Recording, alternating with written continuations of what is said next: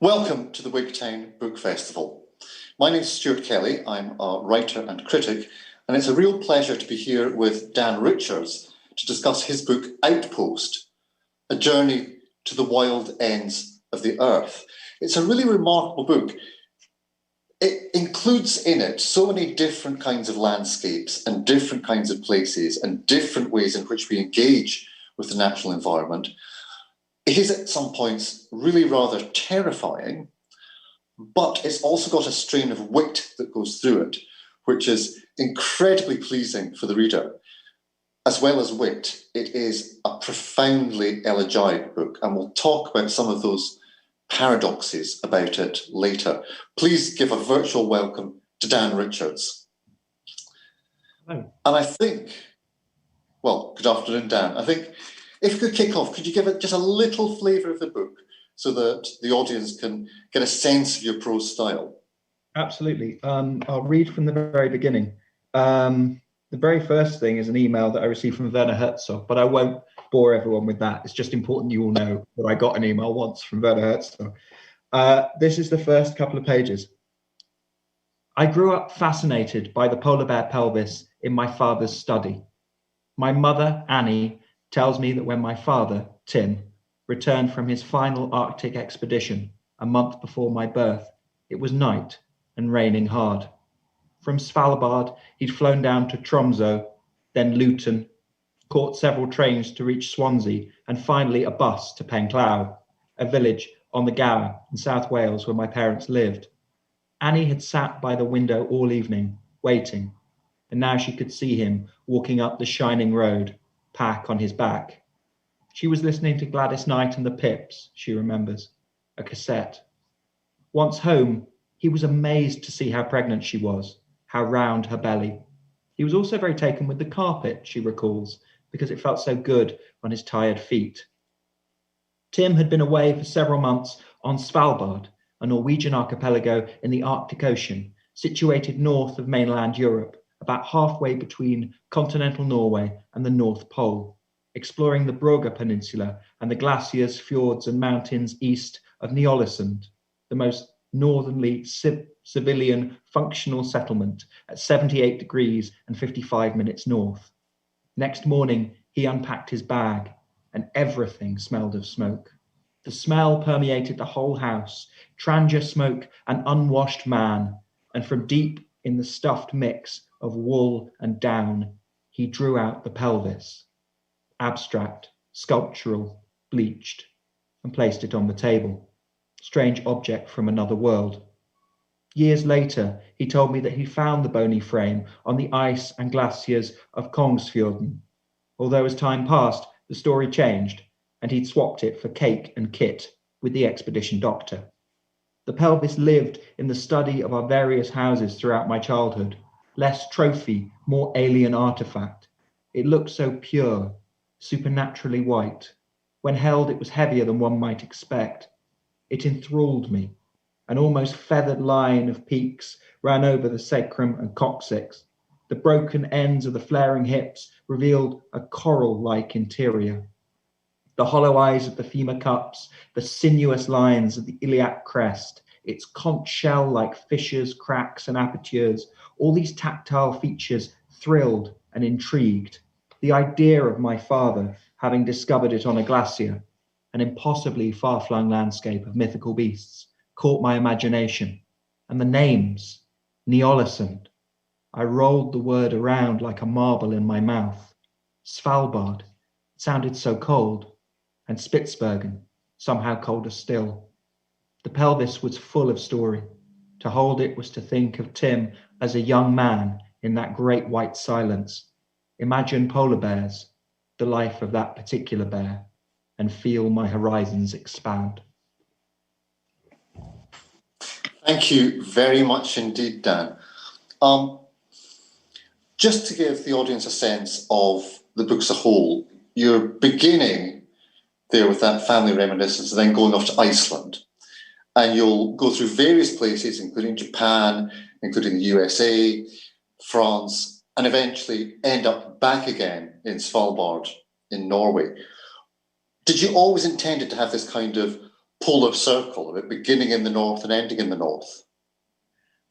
I had a shape in mind at the very start, and actually I wanted to go further south. The idea of visiting Shackleton's, the place where Shackleton, in his rearguard action to save the people of the Endurance expedition who were on Elephant Island, he got to South Georgia, to this whaling station, which again I think was run by the Norwegians, and I really wanted to get there because that felt like a real outlier. The idea of visiting and unpacking the idea of what these outlying places were, the idea of what wild space is, was, and could be, that was really the driver of all of this. So in a way, yes, I had the circular idea, but I really wanted, I think the furthest I get south in the book is, I suppose it's Japan, but which isn't really that far south. I went down to Australia and did some research down there, but actually it didn't fit in the scheme of things. And also, I mean, the sharp-eared readers will see that I've nodded quite a lot to Bruce Chatwin in the opening of the book with this, this artifact from the family.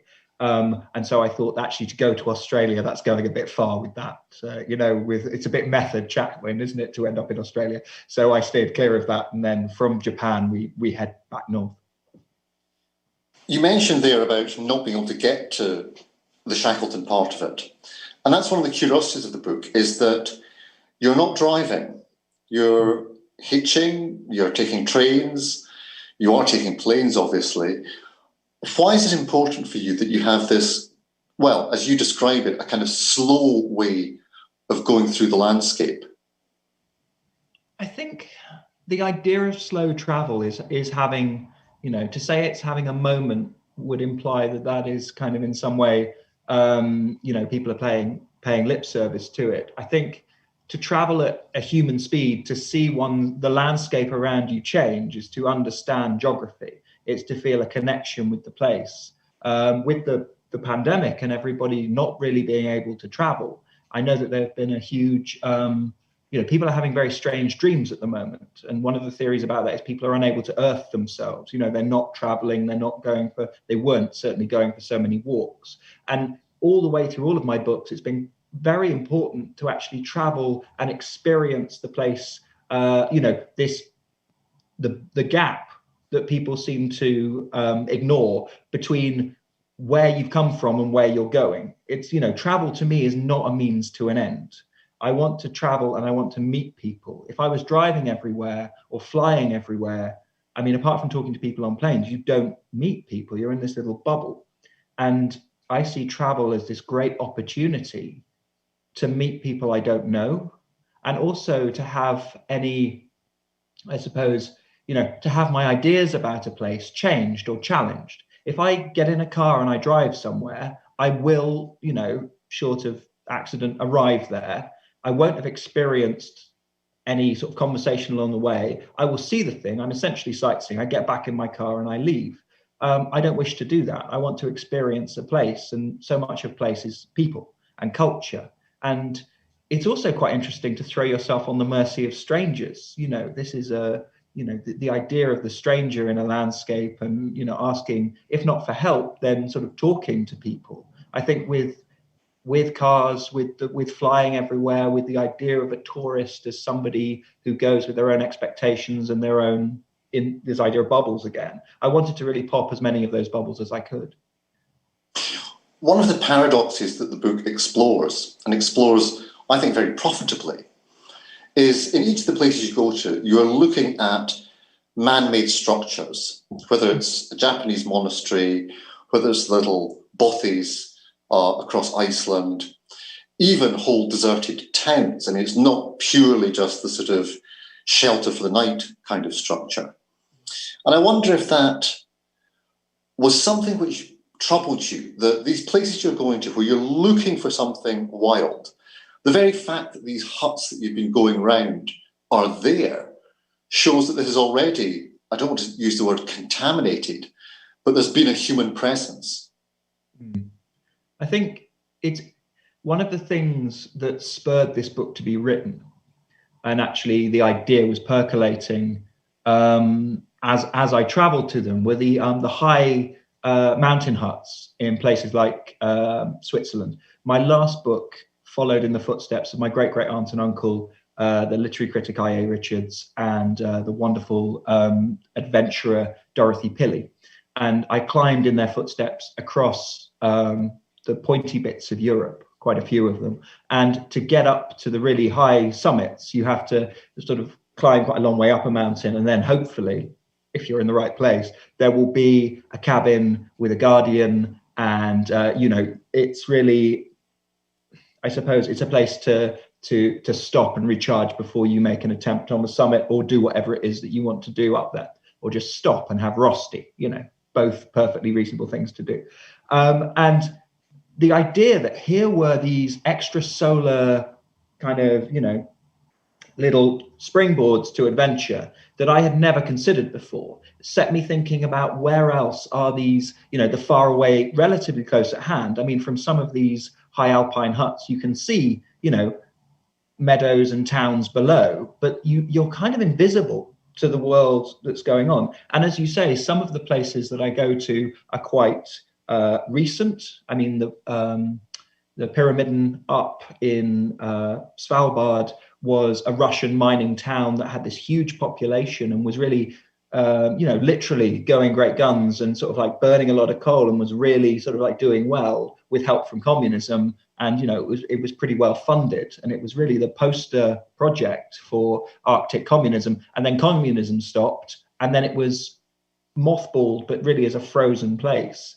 But Iceland, the Silahus bothies that are there, they go back to the Norse, and like the ship of Theseus or Trigger's broom in Only Fools and Horses have been rebuilt so many times that they now exist in a vast and quite dazzling and bonkers array of eccentric forms. So the idea of the springboard, that was really key. Another thing that was key was sort of totemic piece of Larkin from his poem Home is So Sad. The idea of entering a place, and the lines of that poem run, formed to the comfort of the last to go, as if to win them back. This idea of ghosts, because there are quite a lot of ghosts throughout the book. The idea of a charged space that is in some way waiting for a return. The bothies of Scotland, the Salthouse of Iceland, whole towns in the Arctic, they're really eerie, strange places when you approach, and then when you go into these strange sort of very charged spaces. That was something I was interested in, and they didn't disappoint. They were incredible spaces often.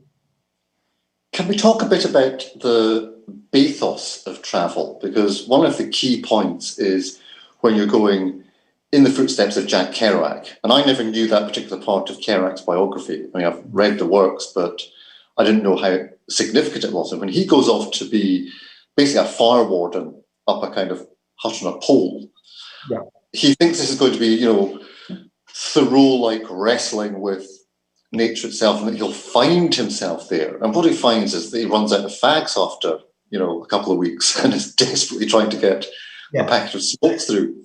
But that sense of the bathos of travel, we have an imagined idea of what this is going to be like, that Svalbard will be this pristine, icy blue space, the Japan will be blossoms and all the rest of it. And I mean, did you find that disappointment was a constant traveller?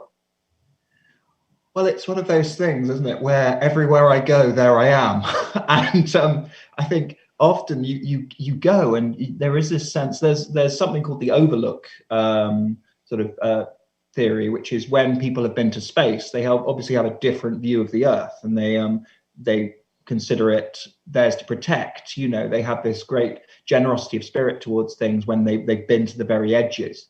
But then often, as you alluded to earlier, tourism is this fairly endemic thing. You can go to almost anywhere on Earth, and there are, in the case of the Arctic, the sled tracks of snowmobiles and things like that. To use the sort of, who was it who used the word? D.H. Lawrence used this word beschitten.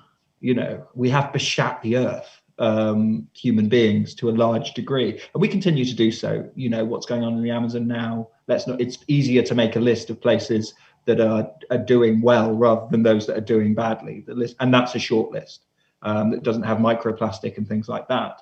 So the thing is, when you go, there are people like you have already been and are there as well. In the case of Kerouac, he was on his own, but he had to confront the fact that he wasn't the man he thought he either was or could be in that situation. He's held up still as the archetypal man, outdoorsman, bebop, hobo, man cub, and that's how he thought of himself. And then there he is for 2 months on top of a mountain as a fire lookout. And as you say, he runs out of cigarettes, tobacco 2 weeks in and has to phone for help. He doesn't know the names of any of the plants or the stars. He wakes up in the middle of the night, frightened out of his wits by a figure at the window who turns out to be Mount Hosamine, sort of 4 miles away, this big horned mountain that's, behind him. And he has a proper existential crisis. At one point he says and writes, because he really juiced the experience for a number of books. And it's interesting that each of the books that are sequentially published, the character of Jack becomes a lot better in his surroundings. And by the end, you're basically dealing with, Ray Mears, whereas at the start, you're basically dealing with a newborn child that's been dropped on the top of a mountain. He says, I used to scream into the void. What is the meaning of void? And the answer was perfect silence. So I knew.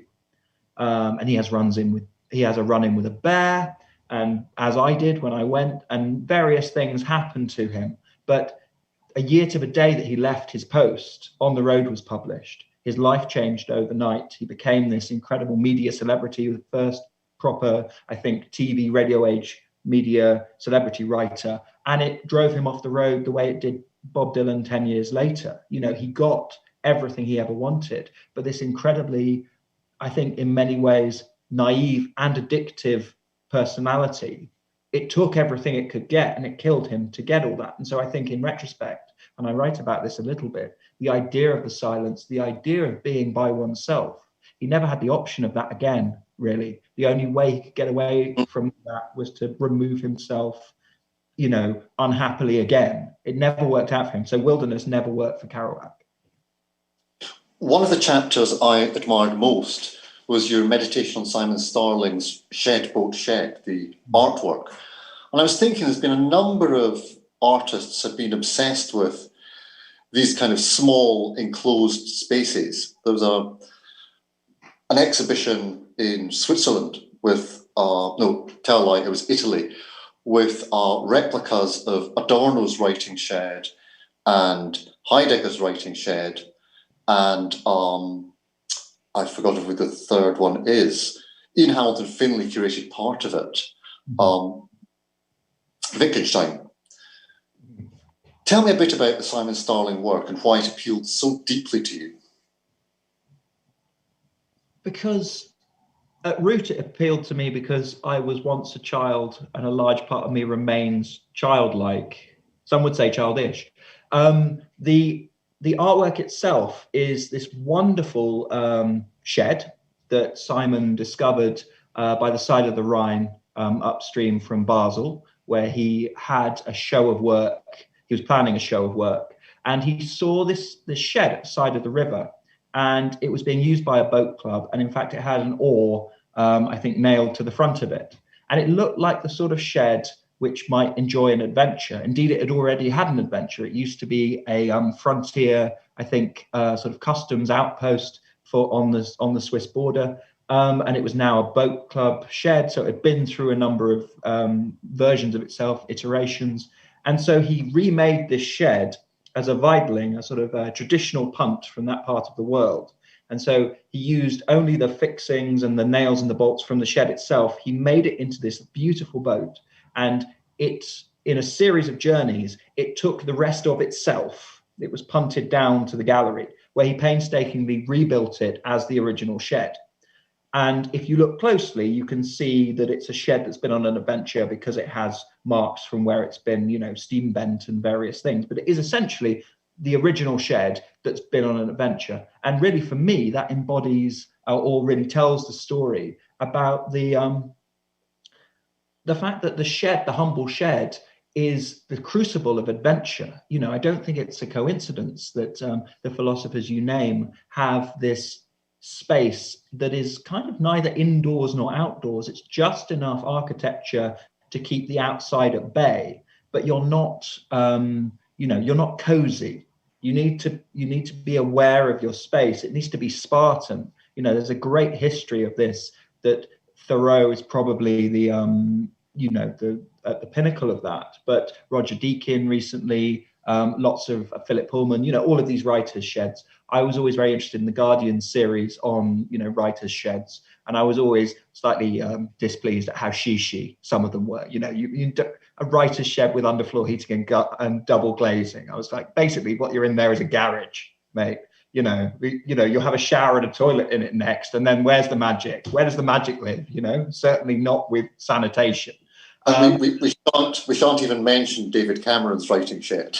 No. Oh, that when that hit the news, I was visiting Roger Deakin's shepherd's hut in Mellis, and I just thought, wow, this is it then. I've written a book about outposts and frontiersman life, and David Cameron's gone and sort of essentially ruined my book. All I need now is for him to but it's interesting, isn't it? He went up to Svalbard, I think. He did his dog sled thing, the greenwash of the Conservatives. I think Robert Macfarlane says David Cameron went green for the sake of politics faster than the Incredible Hulk when it suited.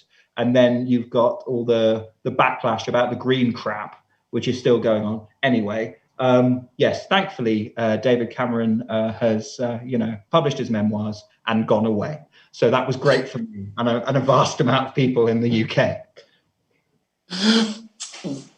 Again, the whole thing with the link up with the visual arts, it's something I've noticed a lot in contemporary writing about the natural world, is how much people are using literary texts or artistic works as a way to almost bridge the gap between it. I mean, I know in Scotland we have things like the Gallery and Lantair, which, basically a gallery as shed. There's other people who've converted horse boxes into mobile galleries. Mm-hmm. There's a bookshop down here in St Boswell's, which has got a little mobile bookshop that goes around primary schools. And I just wondered what, these liminal spaces, is there something that is intrinsically creative about putting yourself in a space that's neither here nor there? Yes, I think so. I think because, to go back to the idea of earthing oneself, of being in touch, to be caged amongst birds, as Thoreau writes in Deacon. Yes. I think it's a space where, my thought in the book was that there are quite a lot of sites in the book, man-made sites, whose job it is to keep the wildness and the elements without.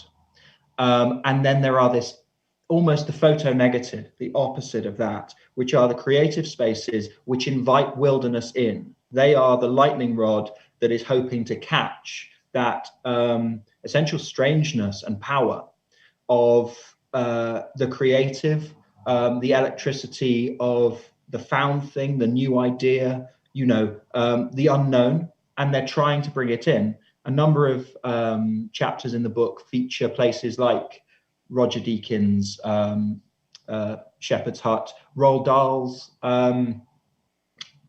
writing hut, which has now become the most astonishing recreation at the Roald Dahl Museum in Great Missingdon, which manages to walk this really fine line between, I suppose, reliquary and exhibit. It's a really, really interesting, as you say, liminal space. But the idea that you would put yourself without the family home, Dylan Thomas, is a key example, and he actually influenced Roald Dahl to a large degree. Virginia Woolf, all of these writers, they can't, a room of one's own, if possible, in the garden.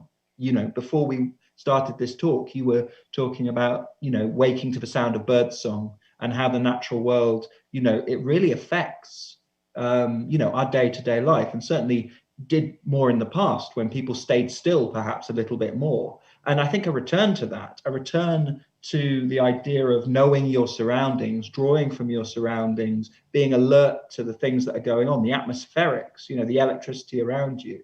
That was something that I really came to think about whilst writing the book. In terms of electricity being around you, I think for me, the standout chapter, it's a great book from beginning to end, but the standout chapter is when you go to Mars. Can you just let us know a bit about your Martian expedition? Sure. It's a strange place, Mars, Utah. So there's a society called the Mars Society, who really, that they do what it says on the space helmet in that respect. They are a society on Earth who sees human future on Mars. They have a number of bases, and I went to Mars Desert Research Station in Utah. When they were choosing the sites, they have an Arctic one, which is up in Newfoundland. They have one in Australia, I think, which is a different sort of desert. And they have this one in Utah. You have to imagine that you travel down to Utah to where the world begins to get redder and redder. And you can see those great mesas in the distance, which are like mountains with their heads blown off, which is quite apt because this was the place where there was a lot of, I think Billy the Kid was around there. There was a lot, the Westerns are set there. And then you keep going and you get into the middle of this powdery Vermilion desert. And then you see these pill white buildings in the distance. And then suddenly you look around and you might not be on Earth, for the sake of a spacesuit, you might be somewhere entirely different. And the Mars Society have this base. And I went down there thinking that what I was going to do was, I suppose, witness science happening, that this would be a NASA outpost. And it's not really. The Mars Society are more, I think, sociological than perhaps they thought they would be. You get teams of people from all sorts of backgrounds and trades going down there, and they do pretend is the wrong word. They are performatively on Mars. They have short-term missions that they go on. They will wear the spacesuits with air circulating and various things. And they are seeing the parameters of how people interact in stressful situations on quote unquote Mars. It's really interesting. And I went down there at a time when it was being refurbished and there wasn't anyone there. So I had the eerie experience of being in this red desert on my own in an abandoned Mars base. And literally some of it was a bit smashed up because, they'd had, just before I came, they'd had huge storms going through. And so they'd had the first rain that year. So everything was minted anew, there were no footprints anywhere. It was just beautiful. At the same time, you had all these canvas structures that had been ripped apart by this big storm that had gone through. So really, I was on an abandoned, ruined Mars base. I was like Matt Damon in The Martian, but without any of his nous. And it was a really, really strange experience and really uncanny. And that uncanniness, a number of places in the book were uncanny. Iceland was uncanny, but Mars was uncanny because it felt otherworldly, as opposed to all too earthly, where, but so many times in the book, I felt that I, as the human being, was the interloper. So many times you're in the presence of either very savage nature or ghosts, or in the case of Iceland, or, just abandonment so often. And it was so uncanny in the Utah desert because as well it was so hot, and it just felt like a place that would definitely not for people, if you know what I mean. Yes, it did make me think when you refer to the fact that you couldn't get something more like a wilderness than Mars. That of course even Mars now has got bits of the Mars rover littering the surface. That even when we go into space we start mucking the place up. We've just had a question through, which I'll just read. Has your exploration and travel redefined your idea of wilderness, such as looking for it in smaller ways? Do you carry a sense of wilderness inside? And does it help in these COVID times? It's a very smart set of questions there. Yeah. Thanks, Bob. I think it's interesting because the parish of, each of us has had to re-explore, when we've been locked down, where we are, where we live. Perhaps you've started interacting with different people. You've been taking walks in your particular, this idea of the parochial, to know your patch. And you don't have to go far to find strangeness or find mystery or be intrigued by landscape, because one of the things that came through in the book is that the British, quite a lot of Europeans, and certainly quite a lot of Americans, quite a lot of people on Earth essentially, have the view that nature is somewhere you go, and you choose to be in nature. I am now going to nature. Whereas particularly the Scandinavians have the view you live. Obviously, you live in nature. You have the built environment, you have the natural world, but actually they are the same thing. The birds don't care. The birds are everywhere. All of this stuff. So the idea that wild places are somewhere you visit on purpose, I began to unpick that a bit in lockdown, because actually there is wildness and strangeness, and all you need, in a central part of a city is for there to be some extreme weather. And you see how, thoughts of being in control, thoughts of being, I suppose, having choice about everything are blown away, sometimes literally, and I think that is something that I began thinking about quite a lot in lockdown. Also, to pick up on something else from the question, the idea of solitude. You don't have to be in the Arctic to experience quite bleak solitude.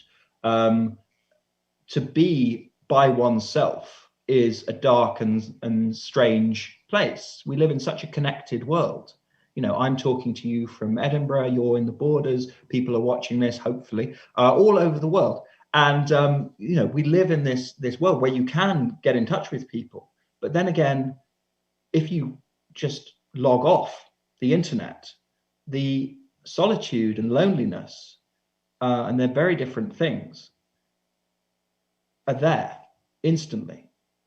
And, some people have been reading more, some people have been tending their gardens, some people have been doing all this stuff. But the option to opt out, the void, Kerouac's void, is alive and well, within your own house.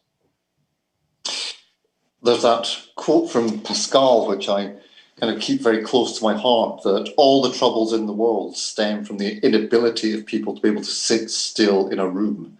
Mm-hmm. And, given I don't have an adventurous soul at all, but I love reading your kind of book, I have found it strange in lockdown thinking, I don't really know my own garden. I couldn't tell you what all the plants were. I couldn't tell you what all the weeds were, frankly. But I think there is that sort of sense of relearning to scrutinise, which might be something that's helpful if and when we get to someplace better than we are at the moment. Yeah, I think the idea of slowing down has been hugely helpful to a lot of people in this idea of peace. But, you don't need to be in a cabin to have cabin fever. I know a lot of people who've been, climbing the walls. And, I say they've only been inside for 4 or 5 months. But that's this year alone has been a terribly long decade for quite a lot of people in that way, That's a great line. One thing I did want to ask you, and it's a bit of a kind of strange question. It's much more about the sort of way in which the book is written. I'd like you to talk a little about footnotes, because you have footnotes actually on the page, as well as notes towards the end about the sources that you've been using. And they sort of move between being footnotes which are giving very clear, specific data about something, which would have broken the flow of the narrative had it all been integrated into the text. And sometimes they're like these little asides, sort of wry little asides where you're chastising people you're travelling with, or saying that it didn't really happen like that. What's the joy of these footnotes? I'm to talk about the digital world and being connected. I love physical analog books. I love the book as an object. The book is as a little machine for taking people on adventures is unsurpassed. It's books, the smell, the texture, I love them. I love books more than almost anything else. You know, they have pictures in. It's wonderful, isn't it? And I don't know if you can, I've no interest as to whether you can have footnotes and endnotes and addenda on a Kindle. I know Kindles are useful for holiday things, but I love the fact that I can make my book slightly maze-like, as people have to flip backwards and forwards as to what's going on here. And oh, look, he said something else at the back. The first book I ever wrote had a discography, and I'm slowly building up the confidence to ask a publisher if I can do that again. I love the idea that you can move someone around an object, that you can take them with you, not just in a story, not just in imagination, not just, you know, I would love it if one of my readers, you know, was interested enough in the map at the front, for example, of Ny-Ålesund, to go and get an atlas out and then see where I'm going, to trace it all where I'm going.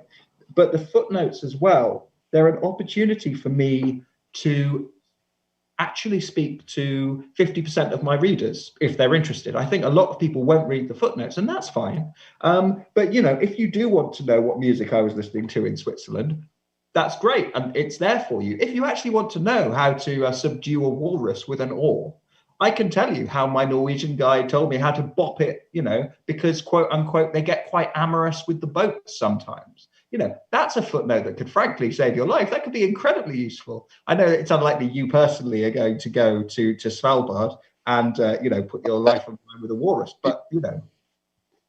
No, I mean, it is one thing that the codex can do that the scroll never could. I've sometimes referred to it as kind of wormholes of interpretation. You know, exactly. I can go from there to there without having to go through every bit in between. And I think that's one of the things which is so remarkable about this book, is that it does feel that it has a particular relationship to the literariness of it. And again, I think that's a really important part, particularly for somebody like me who is never going to see these places. But the fact that it's done in such a literary form, I wouldn't ever claim that it's made me feel as if I had been, but I'm always quite glad about second best experiences. Sure. I understand that as well. I mean, in the Icelandic chapter, I'm writing hopefully in quite, I mean, I'm always there, you have my voice there, but I'm writing in quite a visceral way with Iceland, in a way that I'm not, there's no point writing a visceral description of savagery if I'm talking about Roger Deakin's writing cabin in Suffolk. You know, there's no point to keep that register all the way through. But there is this sense of I hope, a sense of being intrigued all the way through, a sense of being amazed, because the world is an amazing place, and be it your back garden or be it, you know, up towards the North Pole, and actually be standing on sea ice that is frozen in the ghostly form of waves from who knows how long ago, you know, to have a piece of glacier ice in a pot and hear it exploding, you know, millennia of these air bubbles escaping when you're having a cup of tea in a shed. That's something that sticks with me. And those are the sort of things that are in footnotes.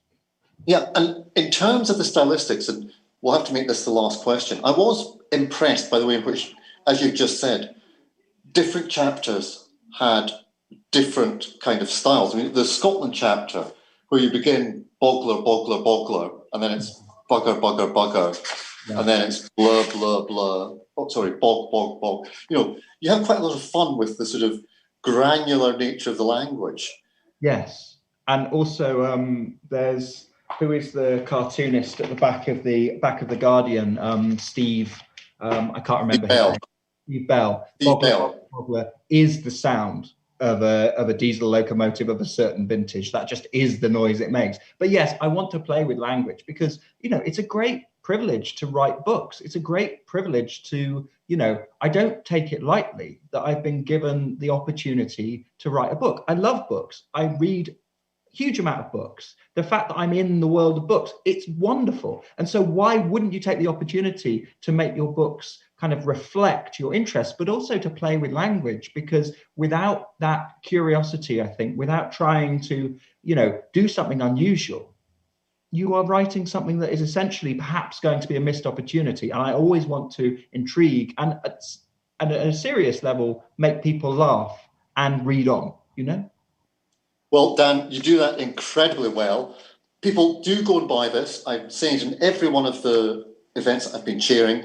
Please buy it from the Wigtown Festival bookshop, if at all possible, because that's generating money for us to keep the festival going later. It's been an astonishing event to do. If you've enjoyed it, I'm chairing Helen MacDonald tomorrow for her collection of essays, Vesper Flights, which has got a lot of similarities in it between Dan's book and what Helen's doing.